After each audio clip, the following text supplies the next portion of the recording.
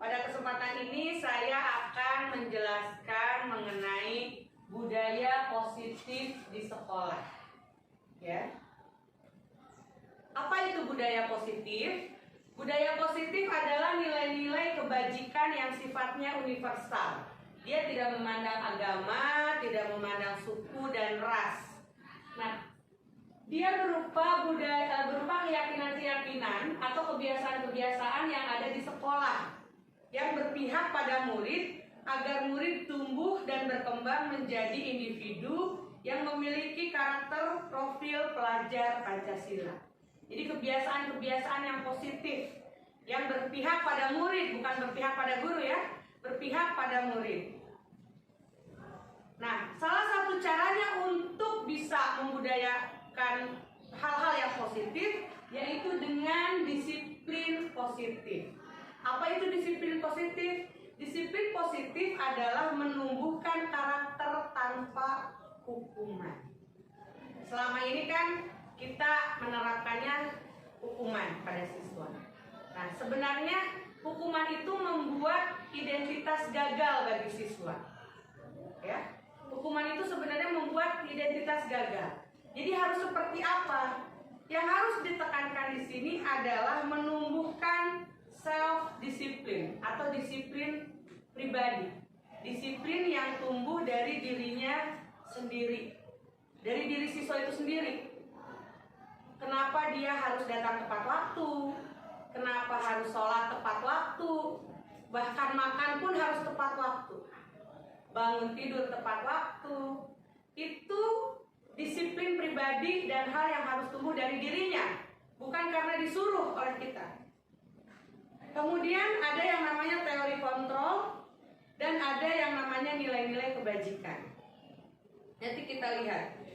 Nah, nilai-nilai kebajikan ini adalah contohnya seperti nilai-nilai yang terkandung dalam profil pelajar Pancasila. Seperti yang kita ketahui ada 6. Yang pertama itu beriman dan bertakwa kepada Tuhan Yang Maha Esa dan berakhlak mulia. Kemudian mandiri, gotong royong, bernalar kritis, apalagi kreatif, inovatif, dan berkebinekaan global. Jadi selain profil pelajar Pancasila, ada juga IBO Primary Years Program. Di sini juga mengandung nilai-nilai seperti yang tercantum dari profil pelajar Pancasila. Ada 9 pilar karakter. Kita juga mengenal petunjuk seumur hidup. Kita juga punya The 7 Essential Virtues dan Virtues Project. Ya, jadi ini semacam ketentuan-ketentuan yang memuat nilai-nilai kebajikan. Saya tidak bahas satu persatu di sini. Maaf. Nah, sekarang kita ke sini dulu. Teori motivasi, hukuman, konsekuensi, dan restitusi. Ada 3 motivasi perilaku. Itu yang harus kita tahu. Kenapa siswa datang terlambat? Kenapa siswa nakal? Kenapa siswa manjat? Bela-belain manjat tembok yang penuh kaca hanya untuk sekedar merokok. Nah, ada teori motivasi sebenarnya. Ada orang berlaku disiplin, ada siswa datang tepat waktu karena menghindari hukuman. Ada siswa datang tepat waktu karena menghindari ketidaknyamanan, takut dimarahin, takut kena sanksi, takut kena poin. Yang kedua, ada juga siswa rapi-rapi kelas karena mau dinilai. Ada juga siswa ngerjain tugas tepat waktu karena untuk memperoleh nilai bagus. Itu untuk mendapatkan imbalan dan penghargaan. Tapi bisakah kita menumbuhkan siswa yang seperti itu dengan alasan mereka untuk menjadi orang yang mereka inginkan dan menghargai diri mereka sendiri dengan nilai-nilai yang mereka percaya? Bisa nggak nih kira-kira kita sebagai guru menumbuhkan itu dalam diri siswa? Ketika siswa mengerjakan tugas teh bukan untuk sekedar dapat nilai bagus, tapi saya menghargai diri saya udah belajar, saya udah jauh-jauh datang ke sekolah, saya dikasih uang oleh orang tua saya, masa saya tidak bisa untuk bisa berlaku baik dan hasilnya nanti untuk orang tua saya? Jadi motivasi karena dia menghargai dirinya sendiri. Saya udah belajar, saya udah datang bangun subuh, saya udah jauh-jauh datang ke sini, masa saya tidak bisa mengerjakan tugas segitu aja? Jadi dia menghargai dirinya sendiri. Baik. Nah, kemudian hukuman. Ada hukuman, ada konsekuensi. Kalau hukuman itu sifatnya aksidental. Ketika anak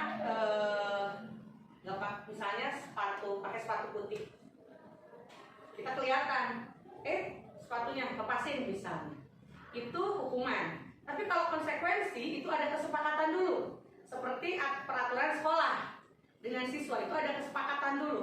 Yang melanggar konsekuensinya ini, itu konsekuensi. Tapi kalau hukuman itu bersifat aksidental, jadi bersifat tiba-tiba, ya, tanpa ada konsekuensi. Beda ya, ketika siswa melanggar peraturan, mereka sudah tahu konsekuensinya apa. Tapi ketika siswa misalnya berkelahi di kelas, kita kasih hukuman, nah itu sifatnya adalah aksidental. Itu adalah hukuman. Nah, sekarang ada yang namanya restitusi. Apa itu restitusi? Restitusi adalah proses menciptakan kondisi bagi murid untuk memperbaiki kesalahan mereka, sehingga mereka bisa kembali pada kelompok mereka dengan karakter yang lebih kuat. Restitusi juga merupakan proses kolaborasi yang mengajarkan murid untuk mencari solusi untuk masalah mereka dan membantu murid berpikir tentang orang seperti apa yang mereka inginkan dan bagaimana mereka harus memperlakukan orang lain. Jadi ketika ada siswa bermasalah di kelas, misalnya nih siswa berkelahi, jadi kita nggak kasih langsung hukuman, kita cari dulu akar permasalahannya seperti apa, ajak ngobrol, dan hukuman yang diberikan itu adalah timbul dari diri mereka sendiri. Nih, kamu sudah begini, kira-kira kamu mau ngapain untuk memperbaiki kesalahan kamu? Seperti itu. Nah, ini ada kurang gede ya, saya sama membesar tadi, kurang lebih ini. Ada identitas gagal, ada identitas sukses. Kalau identitas gagal itu adalah hukuman tadi. Kenapa di hukuman disebut identitas gagal? Pertama, sesuatu yang akan menyakitkan itu pasti terjadi. Baik itu pada hati siswa karena dihukum. Kemudian, tidak nyaman untuk murid, anak untuk jangka waktu yang panjang. Ketika ya yang selalu saya lakukan dulu sebelum tahu ini, kadang kita marah-marah sama orang, sama anak di depan orang banyak, dia akan ingat terus ternyata. Saya setelah mengetahui ini, oh iya, ternyata saya salah. Kemudian korban mendapatkan apa ini? Sebenarnya tidak mendapatkan keadilan. Kemudian murid anak akan tersakiti, perilaku pasif agresif itu akan meningkat. Kemudian sistem tidak akan berjalan dan lama-kelamaan si siswa malah tidak takut lagi sama kita, malah ngelawan timbal baliknya. Dan itu mempunyai efek negatif. Ya, hukuman juga ada mode paksaan. Ya, siswa dipaksa untuk melakukan apa yang kita inginkan. Beda dengan konsekuensi. Kalau konsekuensi itu memang sesuatu harus terjadi, dia harus melakukannya karena sudah sepakat terlebih dahulu. Dia efeknya netral sifatnya. Jadi karena siswa sudah mengetahui konsekuensinya dia, gitu kan? Nah, bedanya dengan restitusi, kalau restitusi ini dia merupakan pilihan. Restitusi itu merupakan pilihan. Dia menguatkan murid dalam jangka panjang. Jadi pilihan, ini pilihan nih. Kamu mau berlaku seperti ini terus atau mau memperbaikinya? Kita kasih kamu. Kalau mau memperbaiki, kira-kira kamu ngapain nih? Misalnya yang datang terlambat aja. Kalau misalnya terlambat aja, konsekuensinya apa?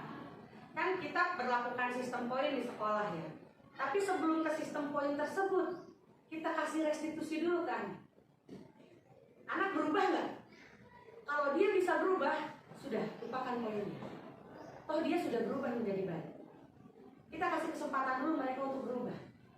Hukuman itu adalah, atau konsekuensi itu adalah pilihan terakhir. Ya, baik. Kita lanjutkan. Nah ini mungkin lebih jelas.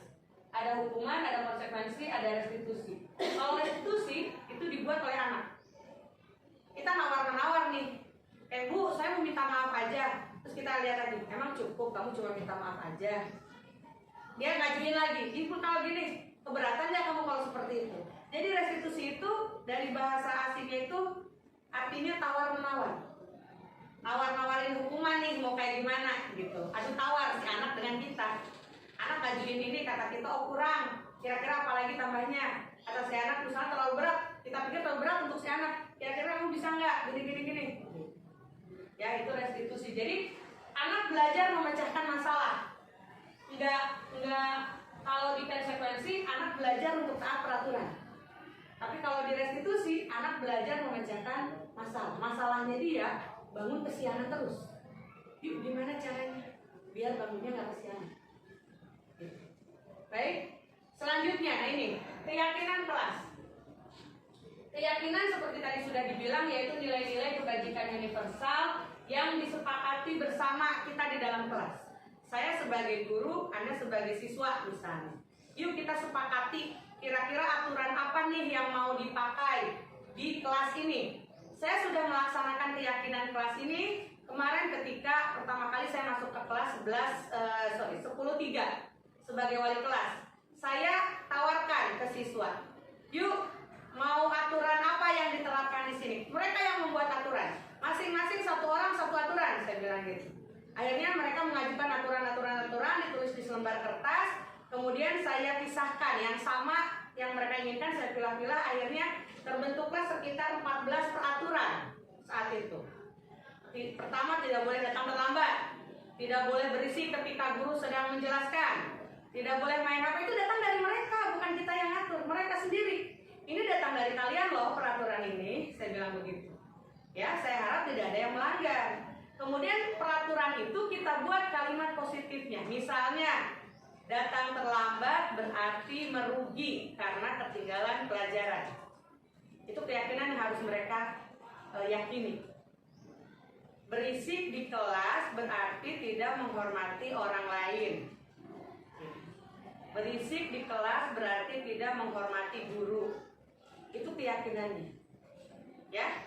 Jadi si aturan-aturan tadi kita buat kalimat positifnya, buat satu keyakinan. Nanti Bapak dan Ibu boleh tempel di dinding-dinding kelas. Bapak dan Ibu boleh biar jadi slogan mereka, dibuat dalam bentuk slogan dan lain-lain. Biar siswa itu bukan cuma mentaati peraturan, tapi mereka tahu manfaat dari aturan yang mereka buat sendiri.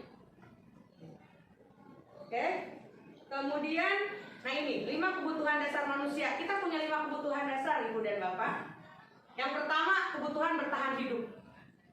Anak izin, Bu, belum sarapan. Itu kebutuhan hidup. Dia harus bertahan hidup. Karena kalau nggak sarapan sakit nanti. Kemudian penguasaan. Ada siswa yang pengen caper, ya kayak Abidin waktu itu ya. Caper, karena dia butuh penguasaan terhadap orang lain. Ada juga siswa yang butuh kasih sayang dan rasa diterima di kelas.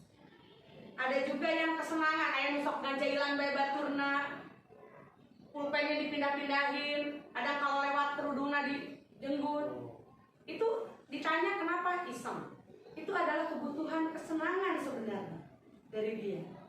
Cuma tinggal kitanya harus bagaimana. Dan yang terakhir adalah kebutuhan akan kebebasan.